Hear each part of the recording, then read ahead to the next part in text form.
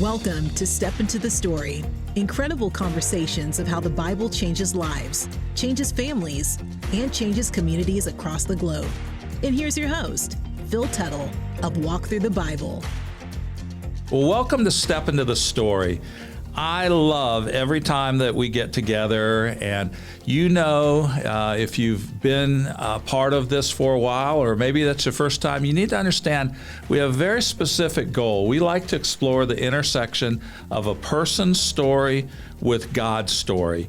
There's that wonderful discovery that, wow, God cares about my story and wants to be involved in it. But it's even better when we understand how our story, our lives, fit into an agenda that's so much bigger than us. The epic story of God reaching out and building relationships with people of every tribe, tongue, and nation. And I'm so excited. I've been looking forward to this conversation with an old friend of mine that in a lot of ways, to my embarrassment and really shame, kind of lost track of. And today we have the opportunity not only for me to reconnect, but for you to meet someone new. His name is Dr. Jeff Myers. Jeff, welcome to Step Into the Story. Phil, I am so excited for this conversation. Well, Jeff serves as president of Summit Ministries.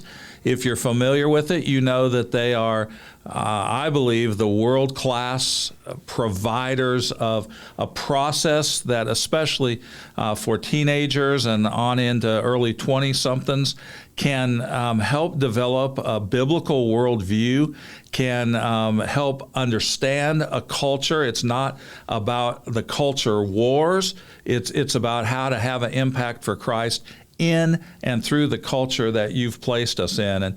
And Jeff, we'll talk more about Summit in a minute, but do you remember the first time that you and I met? Ellen and I were talking about this last night. I remember, Phil, because I was a young speaker.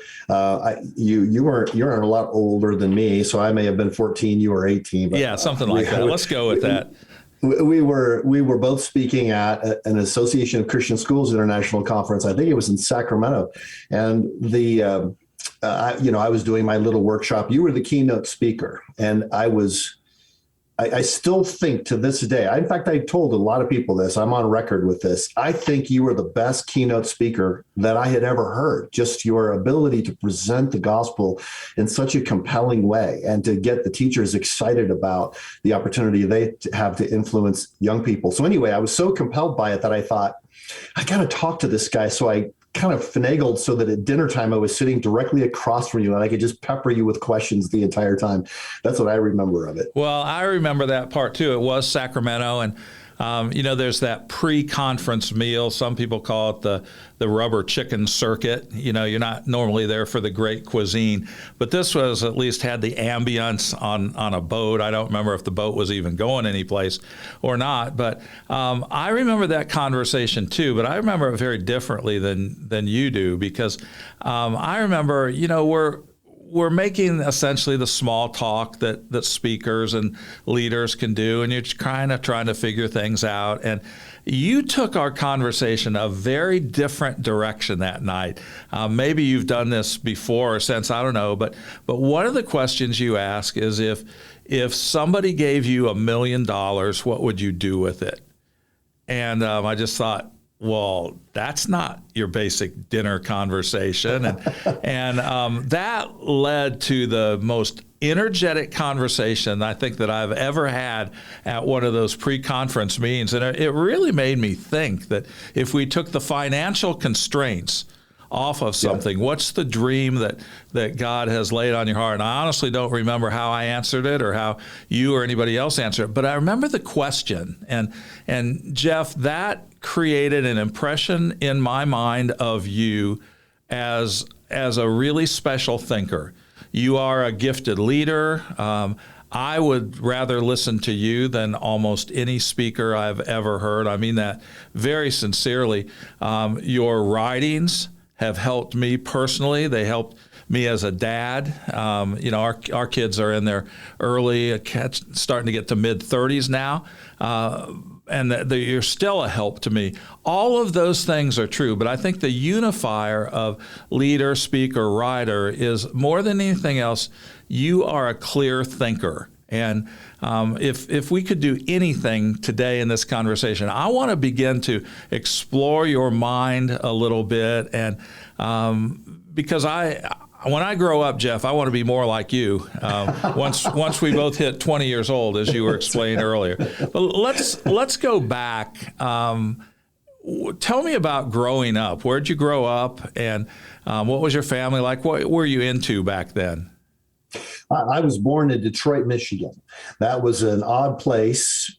And when I was a small child, the city dissolved into riots. The riots were so bad that more people were injured and killed and more property destroyed in the city of Detroit alone than in all of the race riots in the entire United States of America in the year 2020. Wow.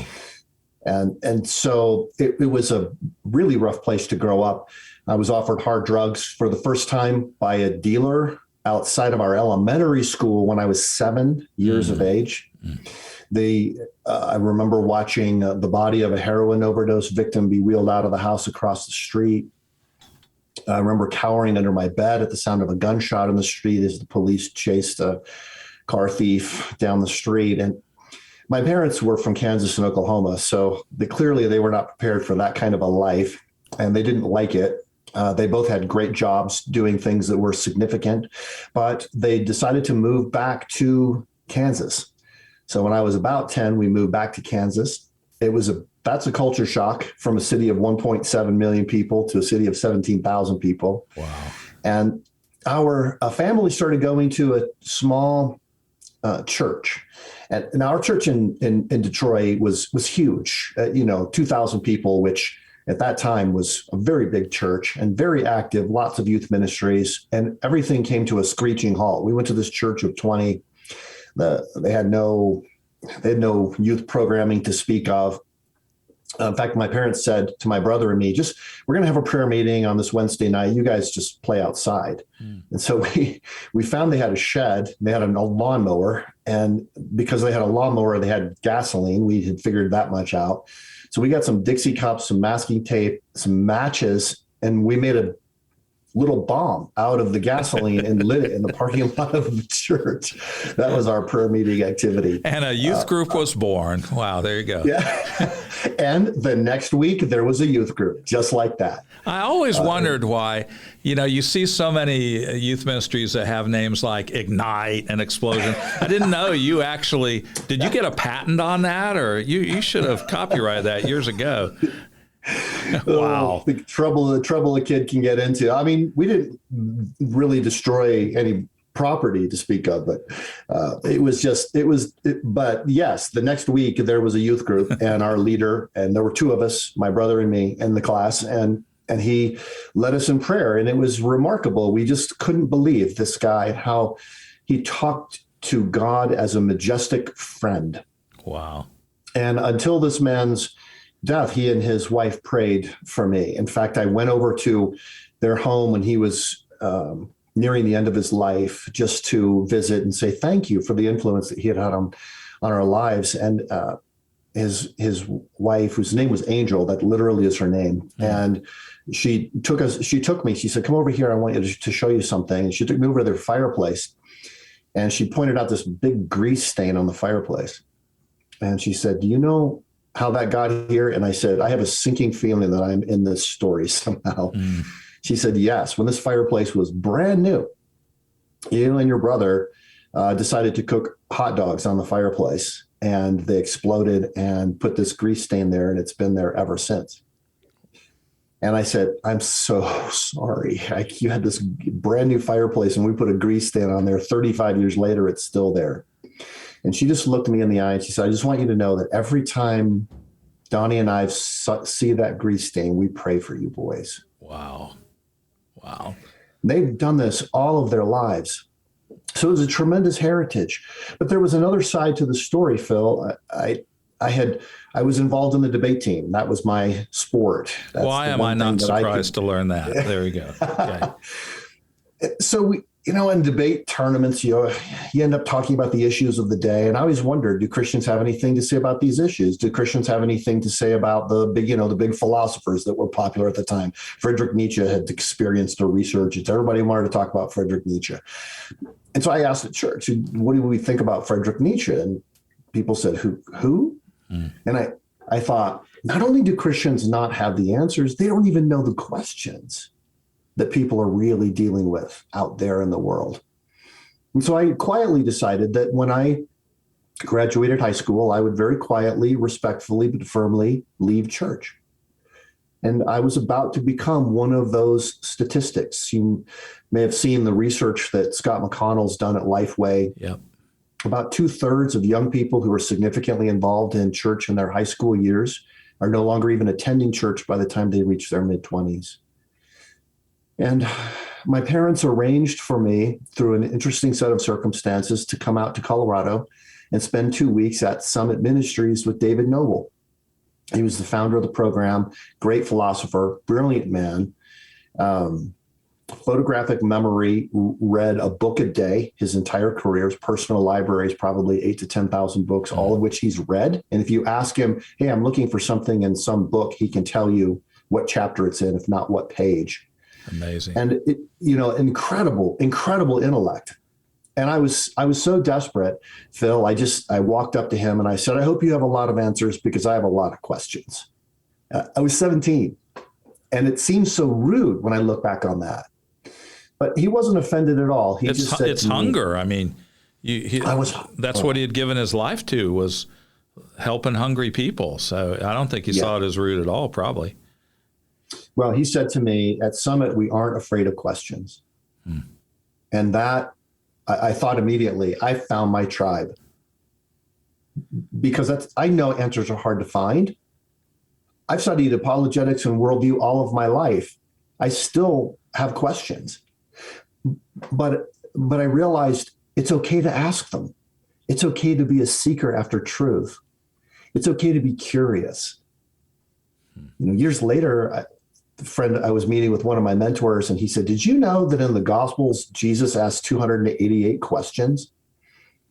And of course, my first question was, how do you know that? Yes. He said, I counted them. I counted them up. 288 questions. I mean, we talk about the teachings of Jesus all of the time. We rarely talk about the questions of Jesus. But Jesus used questions and curiosity and inquiry to invite conversation, to invite people to walk alongside of him. And he walked a lot, right? I mean, you look at the journeys of Jesus, he had to have been on the road all day, every day for 3 years just to get all of or for a year, almost a year and a half of the 3 years that he was on earth in ministry, in order to go all the places the Bible says he went. And he just talked and he asked questions. And some of the questions are bizarre. Like when blind Bartimaeus says, Jesus, heal me, Jesus asks him, what do you want me to do for you? Right. What you think, the disciples must have been rolling their eyes. What do you mean? What do you want me to do for you? He's blind. But Jesus did not assume that the blind man wanted to see. I think that's so profound, because there are a lot of times in my own life, and you see this in your life, and we see it in people around us, there are things that we're sick with that we don't really want to be healed from, because we get some sympathy for it, or it gives us an excuse for not performing at our highest level, or whatever it happens to be.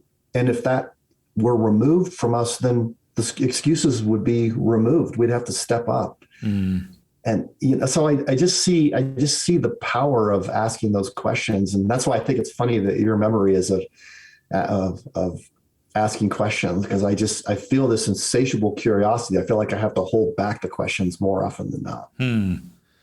So you got formal training then, besides Summit. Where'd you get your education? I went to 3 different universities, Washburn University in Topeka, Kansas, which was fantastic. It was a perfect university for me because I could ask a lot of questions in class and professors were not offended. Right. And then I went from there to Baylor University in Texas, which of course is very well now known these days. But then I went to University of Denver and I did a Doctor of Philosophy at DU. Excellent. And during those later times, I was able to help Summit Ministries do a lot of things, which led to opportunities to speak at different conferences, including conferences of Christian educators. Yeah. Which is where you and I met. Started a ministry. What's the name of it? Passing the Baton? Or was that just kind of the metaphor yes. that? Yeah. I started a ministry called Passing the Baton. I came to believe, based on Hebrews 12, that the race of life is not a marathon, it's a relay. And our effectiveness is in how well we receive the baton from mentors who influence us and how well we pass it on to young people that we have the opportunity to mentor. So you helped me put together a workshop for that, which I don't know if you know the full impact of it, but we delivered. I trained a lot of other people to deliver it. We delivered it hundreds of times all over the world and trained. We don't even actually know. We think it's about 1 million people in how to mentor and be mentored by others to make their faith more personal. That's so encouraging. I used to love it when you would come by Atlanta and you'd pull out your list of questions. And after your first visit, I'm like, well, I've got a list of questions for Jeff too, because I walked through the Bible in some ways. Just life stage, we might have been ahead of your ministry a little bit and had learned at least the ways not to do more things than you had already stumbled into at that point. But honestly, that was a ministry of mutual encouragement and mutual mentoring. So I look back on those times very fondly. I was 0% surprised when found out you were leaving Bryan College, where you had a good ministry there, and you were going to take over the ministry, Summit Ministries in Colorado. I was just like, this, God has been working Jeff, moving him toward this for a long, long time. And I think we even hear in your story today that long before it was even on your heart, God was wiring your mind that way. For our listeners, summarize what Summit does in just a few words, if you can. I can. Well, we equip and support the rising generation to embrace God's truth and to champion a biblical worldview. So we want them to know Scripture, to apply it to their lives personally, but also to recognize that God works through truth tellers who love Jesus to bring significant change to the world. So we encourage our students to go into the areas that God has called them to.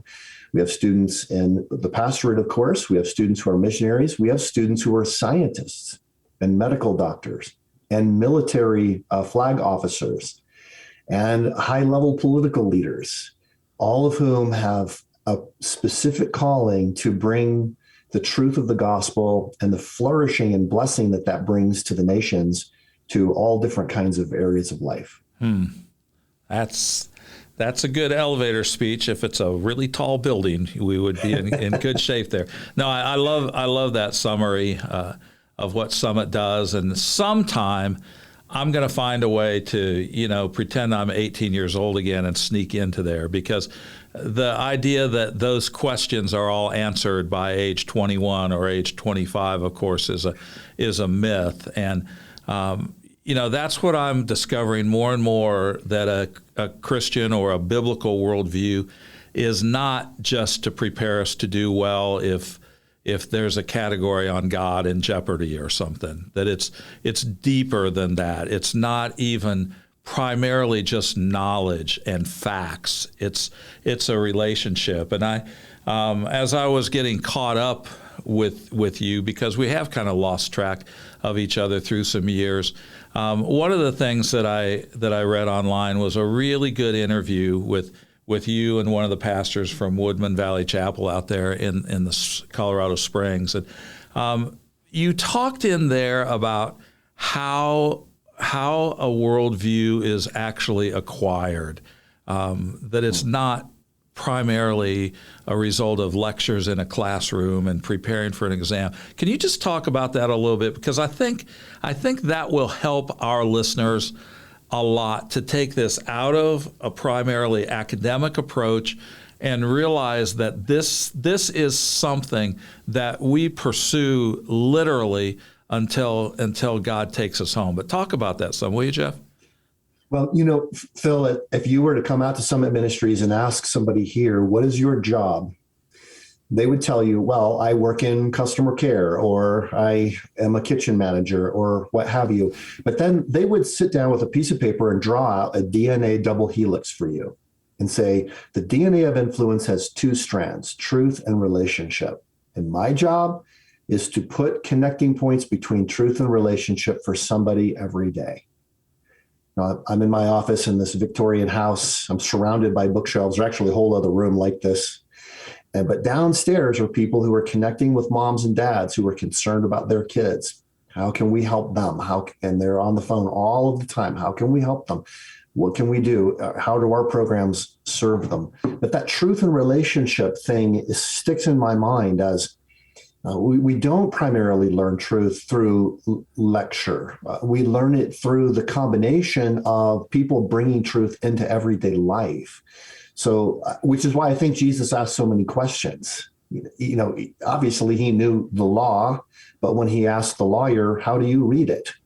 He was inviting a conversation. And through the conversation, through that walking with, and it can be a combination of lecture, of teaching, of Q&A, of small group participation, of one-on-one mentoring, all of those things. I think that's how truth gets inculcated. And at Summit, we want students to understand the biblical truth. Hey, this is truth, capital T, as opposed to truths. The idea that every truth is up to the individual and we socially construct our own reality. But then second, we want them to understand the counterfeit ideas. We actually spend a lot of time talking about false worldviews. Here's what they believe, and here's why they believe it. You can see how this is internally coherent to their way of thinking. If you start with the idea that there's no God, this is the place you would naturally end up, right? And here it is in their own words, because we want our students to not be surprised when they run into people who don't agree that a biblical worldview is true. And then third, we want to teach the conversation skills, because talking about things is persuasive. It's one of the most bizarre aspects of persuasion research, and I spent a lot of time on this in my doctoral program, that if you can get people to talk about something, then their beliefs can begin to change. So for example, the most successful anti-smoking program ever is when they took smokers and taught them how to give a workshop on why smoking is bad for you, and then had them go out and deliver the workshop. And because then they realized the cognitive dissonance between where they were and what they knew was true, and they felt compelled to resolve it. So we want students to be able to engage in dialogue. How do you talk to people who don't believe? How do you make spiritual things a natural subject of conversation? That's great. Well, Jeff, we've got lots more to talk about. I want to take a break right now. There's in a lot of ways, it connects with what you're talking about. There's a new resource from Walk Through the Bible that we call Rescue, Leading Yourself and Others to Freedom. It's a study of Moses' life, but not in just the historical sense. It's really talking about how we have this role in the lives of other people, how we let God do it in our lives. And a lot about a biblical worldview is freedom. It's believing truth. And so listen to this information about that, and then we'll be right back to continue our conversation with Jeff. Do you need rescue? Rescue from fear, loneliness, addiction, feelings of inadequacy, fear that people are going to discover the real you. Can you help someone else find freedom? Walk with us as we discover the life of Moses in our new Bible study, Rescue, Leading Yourself and Others to Freedom. From 40 years of preparation in the wilderness to 10 plagues, to leading God's people out of Egypt, to the 10 Commandments, to dealing with the people's complaints and their disobedience, and more, we'll learn how God rescued Moses from his fears and feelings of inadequacy, and how God worked in and through Moses to lead himself and God's people to freedom. Find out more about Rescue at walkthrough.org/rescue. That's walkthru.org/rescue. Well, welcome back to Step Into the Story, and an ongoing conversation with my friend Jeff Myers, president of Summit Ministries out in Colorado. Jeff, we've been talking about a biblical worldview, and there's been some research recently that says only about 19% of church-going Christians really have a biblical worldview, and I think a lot of people would disagree with that statement and go, that's just not true. I believe this, I believe this, I believe this. I can accurately feed back to you some of the main doctrines of the faith. But you went through a time a few years ago when I think even probably your concept of the value of a worldview and how you really know if you're thinking accurately and scripturally about life. You had a relationship. Your marriage ended unexpectedly against your desires. And again, I don't want to drag you through all the pain of that again, but you are who you are today in part because of that experience, and that also, I think God used that to help you help others more effectively in terms of what do you really believe about God? Can you talk about just the effect of having your world turned upside down?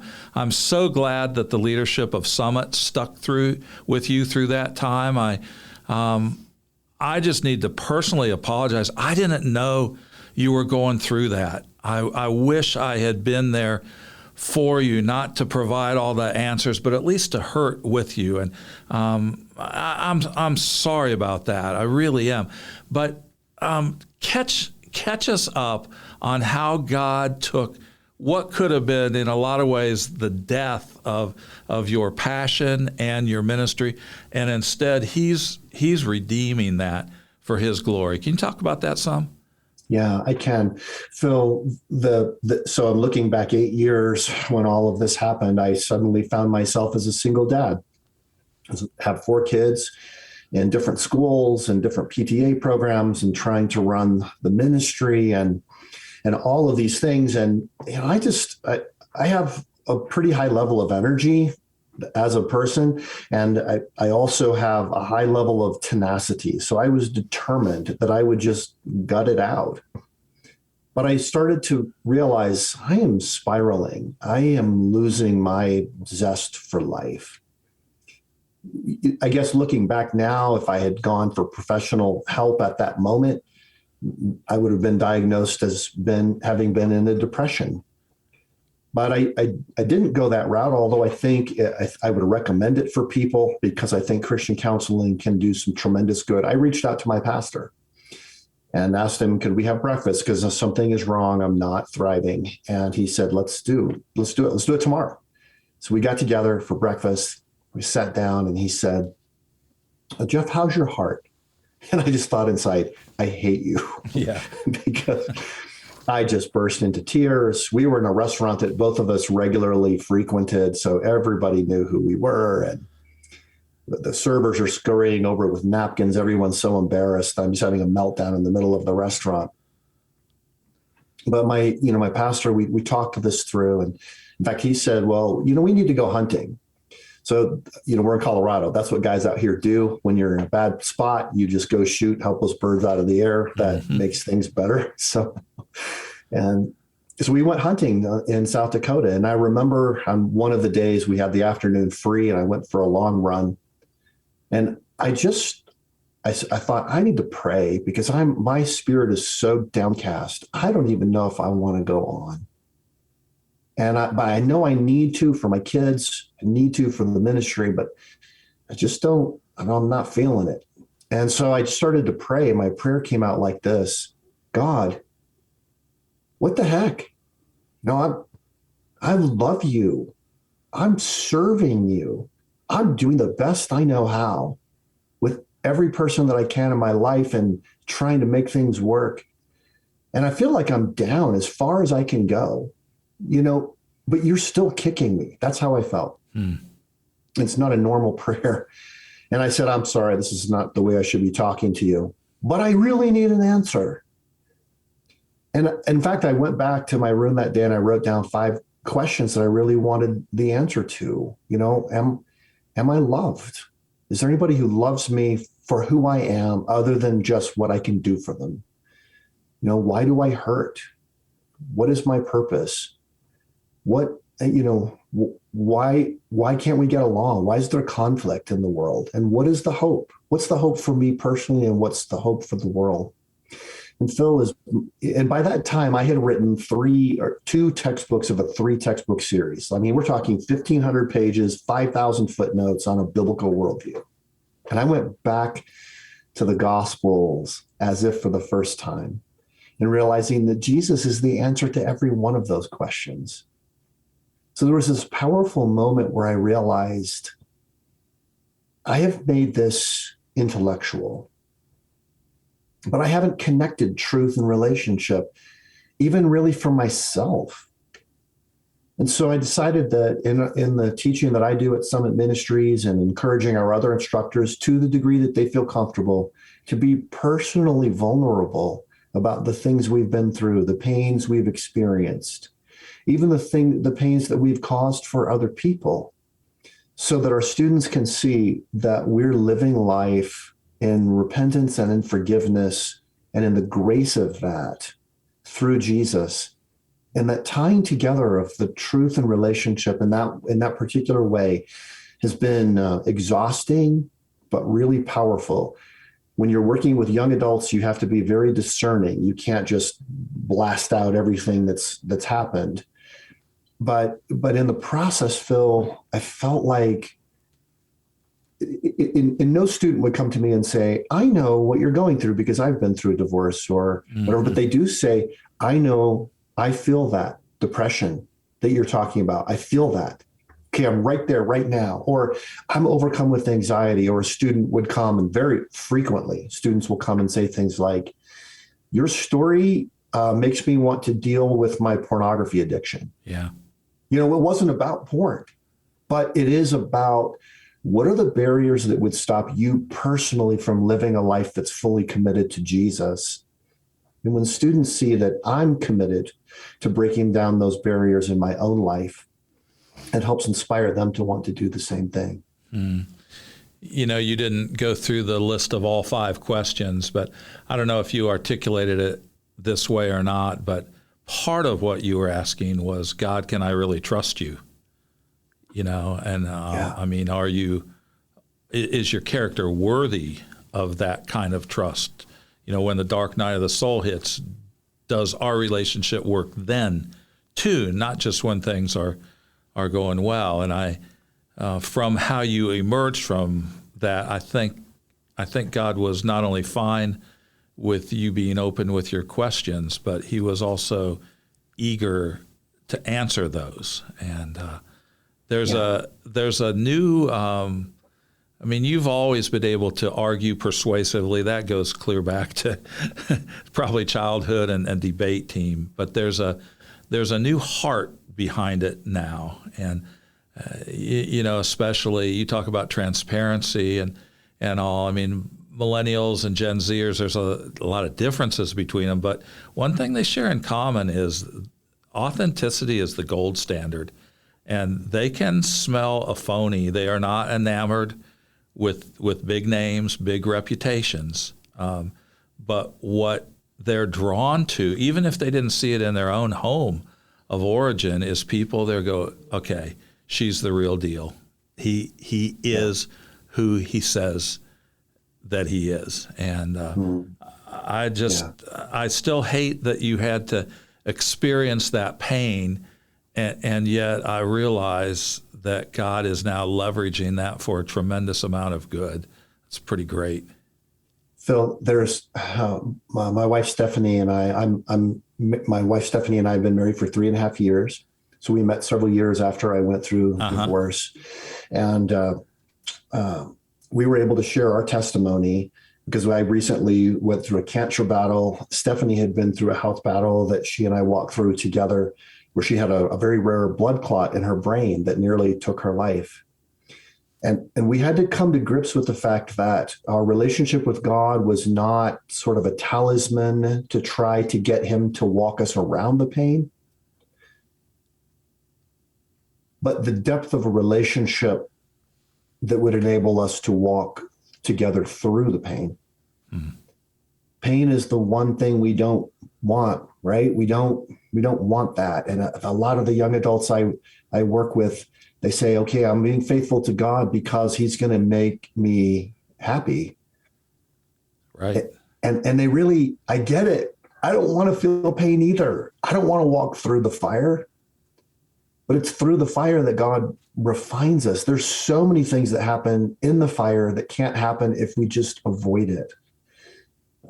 There's so much we could talk about here. I was just reading a book called Homo Deus, which is by an atheist author from Israel who says he thinks that we're going to get to the place where humans will essentially be able to live for hundreds of years.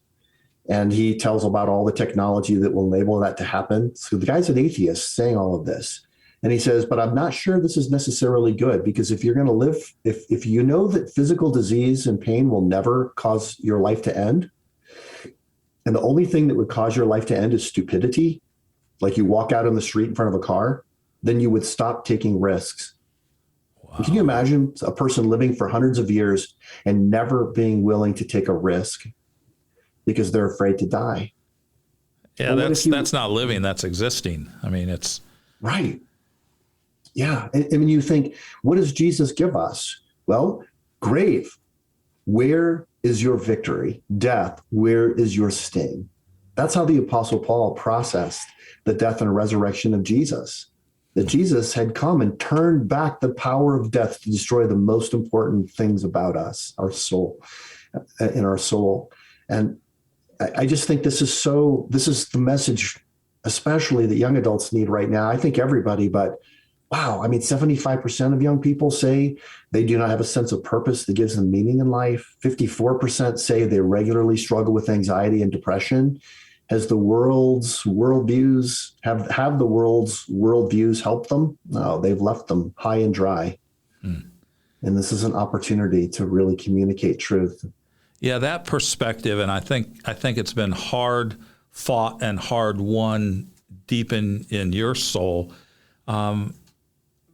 But to me, like if somebody had asked me 15 years ago, what is Summit Ministries? I know this isn't what you all were saying, but I would have said, oh, that's the single best way to prepare your son or daughter when they go off to college, and whether they're at a Christian school or they aren't at a Christian school, this will equip them to withstand when their faith is attacked by outside sources. And I would have described Summit largely from a defensive point of view. And certainly there's still some validity and value to that. But I hear you describe the ministry of Summit and your personal calling a whole lot differently, that now it's a lot more about offense. And it's not just how are we going to win this culture war? How are we going to stack up against the attacks that are all around us? But how do we who are part of this culture impact this culture for Jesus Christ, regardless of the profession that God calls us to? And that's the message for this time, Jeff. I agree. I'm writing on this right now. I just finished turning in the galley proofs for a book called Truth Changes Everything that comes out in September 2022. And the whole book is just what kind of world would emerge if people who love Jesus decided to change it? People who love Jesus so much that they couldn't help but change it. And I looked at politics and justice, but I also looked at science, the arts, education, the nature of work, medicine, all these different areas. There wasn't that people said, I'm going to change the world. It's just, I love Jesus so much that I cannot help but be the best scientist that I can be. And they just did that. And they brought flourishing. They brought blessing. They brought, we don't want to talk about the prosperity gospel, but they did they helped the world prosper. They helped people come out of dire circumstances. And we see the benefits of this to this very day. So when I see young people who say, I don't think the Christian worldview has any meaning for me, I'm going to walk away. It's not just that they're walking away from the Bible or walking away from their local church body. It's that they're walking away from the way God has given us to actually experience reality. Mm. And that capital T truth is so, so important. And that's the heart of what we want to communicate, a positive vision, not just fighting against something that we don't like. There's a lot to not like, but to fight for what is true in the spiritual battles of our time, but also to be able to stand in an articulate and winsome way in all of these crazy areas where Christians in history changed everything just because they loved Jesus so much. Yeah, I'm picturing as we're talking, there's a mom or a dad listening to this in the car as they drive someplace, and they're going, oh man, does my kid need this? Or there's a grandparent going, wow, I wish I could rewind time with my own kids, but now my kids have kids, and they're not being raised with the values that I hold dear. I got to get my grandkids exposed to this, or even better, there's somebody, 18 who's out for a run, and he or she has their ear pods in, and they're listening to this, and I can't believe I stumbled across this deal. There's an ache in my soul. There's an empty spot, and something's missing. What's the best way for any of those categories of people to connect with you and connect with Summit Ministries? Well, the easiest way is just to come to summit.org. Okay. But what I would really recommend and strongly encourage is come spend 2 weeks with my colleagues and me at our facility in Manitou Springs, Colorado. It's a little hippie town right at the foot of Pikes Peak, or in Lookout Mountain, Georgia, on the campus of Covenant College. Come spend 2 weeks with us. This is for 16 to 22-year-olds.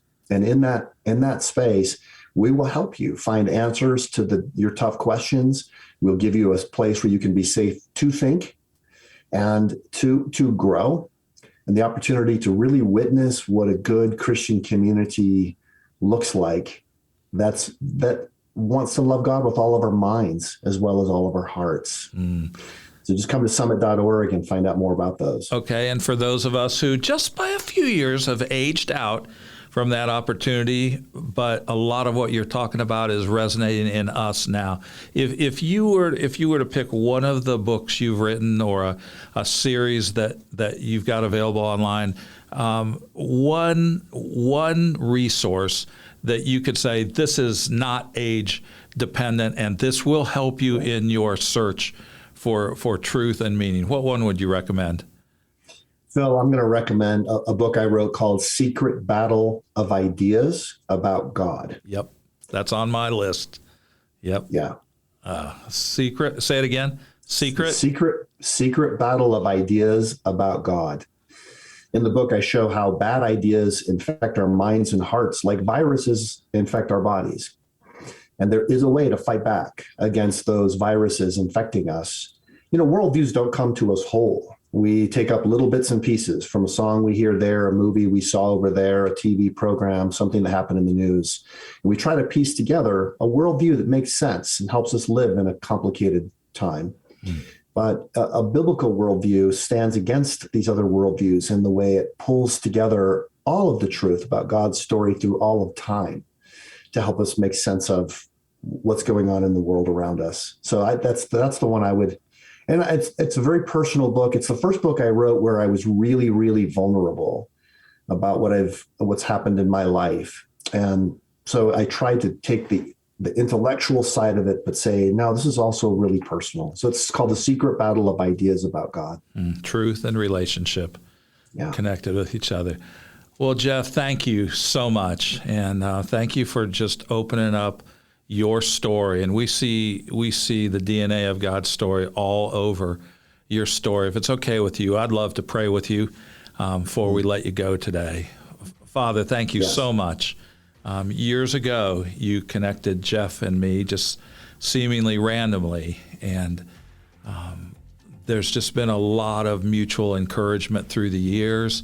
Lord, thank you for reconnecting us, and God, I pray that you would use this conversation and Jeff and Stephanie as they build this new life together, Lord, that you would use them and the ministry of Summit to lead many, many, many people into an authentic relationship with you, that when the bottom falls out and when life doesn't unfold according to our script, that we would realize you are worthy of trust. You are good. You truly do love us. So, Father, use this conversation to spark some more exploration.